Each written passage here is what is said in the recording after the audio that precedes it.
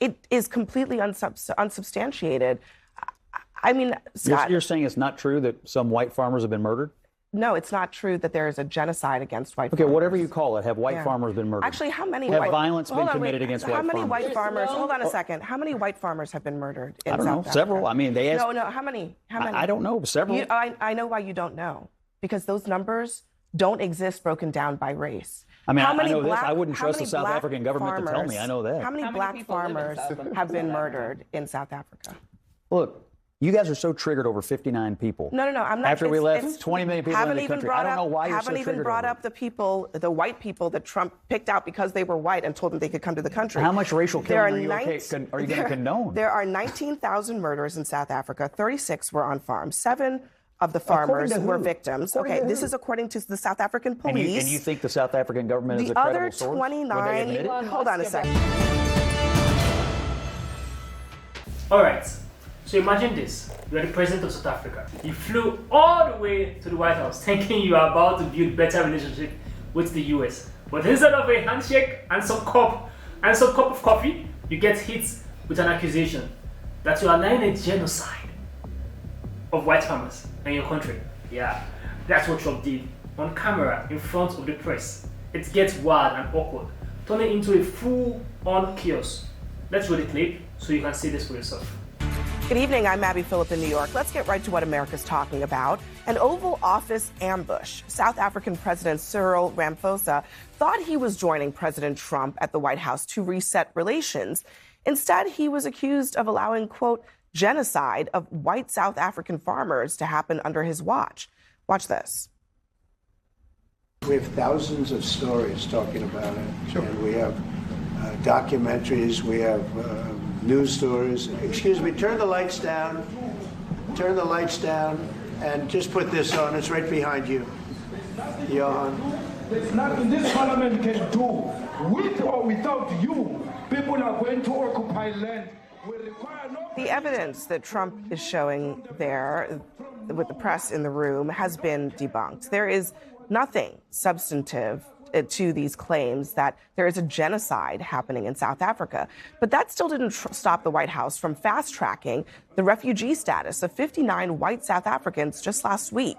Now, here are the actual facts around this. In the last 9 months of 2024, there were more than 19,000 murders in South Africa. Only 36 happened on farms, and only 7 of the victims were farmers. How many of them were white? We don't know, because official data is not broken down by race. Now, even a State Department report in Trump's first term addressed the claims of race-motivated attacks on white farmers. That same report goes on to say that those attacks and murders increased in line with the overall rise in violent crime in the country. Still, Trump accused the South African president of doing nothing to stop his unsubstantiated claim of genocide. But you do allow them to take land. No. You do allow them to take land. Nobody can take land. And then when they take the land, they kill the white farmer. And when they kill the white farmer, nothing happens to them. No.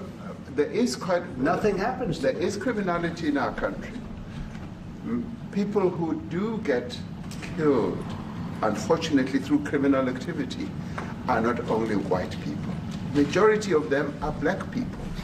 And we have now been utilized. The farmers are not black. I don't say that's good or bad, but the farmers are not black.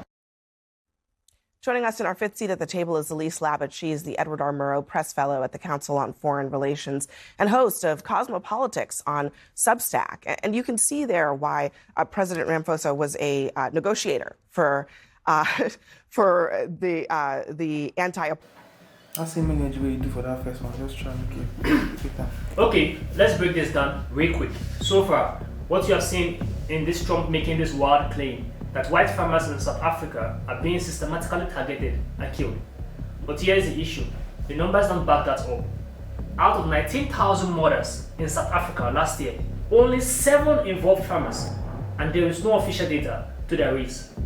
Meanwhile, Trump's pushing this conspiracy not just in private, but in front of world leaders and media. And guess what? Just days later, 59 South Africans get fast-tracked for US refugee status. Coincidence? You tell me. Apartheid government because he had extraordinary patience in trying to explain to Trump that what he is claiming there in the Oval Office for the world to see is just not true. That's right. And he also, brought some props with him. He brought some South African golfers, a coffee table book. He knows that, he needs to kind of, in this feudal system, bring gifts to President Trump. It wasn't enough to stop that ambush, but he tried to, correct the facts, let him know that the majority, and there is a lot of crime in South Africa, the majority is not against whites, it's against blacks. The majority is not against farmers, as you said in the intro. President Trump didn't want to hear any of it. It wasn't till one of the golfers and one of the white billionaires that he brought with him kind of said, look, President Trump, this is what's going on. And I think that's when, then there was a joke about the jet, which we'll talk about later. But that's when I think the meeting kind of turned and the tensions were lowered a little bit. This is straight out of the conspiracy land of the far right. And it is not based in fact. And it's amazing that this has actually become the foreign policy of the United States based on just straight up. I mean, we have the numbers. It is completely unsubstantiated. I mean, Scott, you're saying it's not true that some white farmers have been murdered? No, it's not true that there is a genocide against white farmers. Okay, whatever you call it, have white farmers been murdered? Actually, how many have violence been committed against white farmers? How many white farmers? Hold on a second. How many white farmers have been murdered in South Africa? I don't know. Several. I mean, they asked. No. How many? I don't know. Several. I know why you don't know. Because those numbers don't exist broken down by race. I mean, I know this. I wouldn't trust the South African government to tell me. I know that. How many black farmers have been murdered in South Africa? Look. You guys are so triggered over 59 people. No, I'm not. After we left 20 million people in the country. I don't know why you're so triggered. Haven't even brought up the white people that Trump picked out because they were white and told them they could come to the country. How much racial killing are you going to condone? There are 19,000 murders in South Africa. 36 were on farms. 7 of the farmers were victims. Okay, this is according to the South African police. And you think the South African government is a credible source? The other 29, hold on a second. The 29 victims who were included in the farm killings were farm employees who tend to be black. So the vast majority of people killed on farms in South Africa are black. Where is the concern about them? The concern is that there are white farmers who have had violence committed against them, and they're being threatened. They're being threatened every single day. There's 59 people, hold on a second. And you're triggered about 59 people, and I don't know why. I haven't mentioned anything about 59 people. Why are you only concerned about white people? I'm only concerned about this story because these 59 people asked for status. They're getting status, and now everybody's freaking out about it. They didn't ask for anything. There is no evidence that white people have been targeted. Some white people in the larger issue of farmers, in the larger issue of violence, have been part of this violence, but there is no... Why are they trying to get out? Why are they, if there's no... Scott, why are they trying to leave? The majority of... Have you seen the videos of the people saying, kill the white farmers? The Afrikaners do not want to leave. What do you think the phrase, kill the white farmers means? Yeah, that's a phrase that the ANC, that was a phrase that, was against the anti-apartheid movement. But the ANC, who's ruling the government, the president's government, has disavowed that phrase, has disavowed any songs, and there's no evidence that white people are being targeted. And the majority of Afrikaners do not want to leave. They're not a part of the government, Scott. Right. You're taking a fringe movement and you're trying to make it a characteristic. So it is the height of racism. It is the height of racism to say that white people have to be exempted from all violence in any society, and that is what is being said here. Okay, it's getting intense. What started as a policy conversation has turned into a full-blown shouting match, with people literally yelling, "You are triggered," across the table. But let's be honest, what's really happening here is a clash between facts and feelings. Yes, some white farmers have been victims of crime, just like black farm workers, and thousands of others across the country. But that's not genocide. That's just an ethnic cleansing. That's just crime in a country with high violence rates. The panel is trying to explain this nuance that you can't cherry pick data to justify racial favoritism in immigration policy. But of course, that gets drowned out by the shouting. Anyway, let's finish this off and I'll give you my final thoughts. We cannot say, there is no white genocide happening, there is no farm genocide happening, and the argument is some white people have been killed, even though 27 1,000 murders happened in that country. What are we saying? If anybody of one racial group is murdered, then that constitutes a refugee status for that particular group. When the president has also ended the refugee program for all other people in actual war. There is in actual war. No, I don't understand. I'm not triggered. You want them to stay, and I guess you want them to have violence committed against them. Does that make you happy? No, go ahead and comment, and then I'll let Sherman. Violence against all people is wrong. I agree with you. Including the white farmers, but also including the black people that live in Africa. There are 1.5 billion people that live in the continent of Africa. Like violence of any kind. There are 1.5 billion people that live in Africa. Okay. There are 63 million people that live in South Africa. Mm-hmm. There were 59 people that were extracted out of a continent of 1.5 billion people and brought to our country. And what color were those people? White. So? And where were there other places where genocide is happening in the continent? Where 1.5 billion. I'm not against it. I'm not against it. I want to know. No.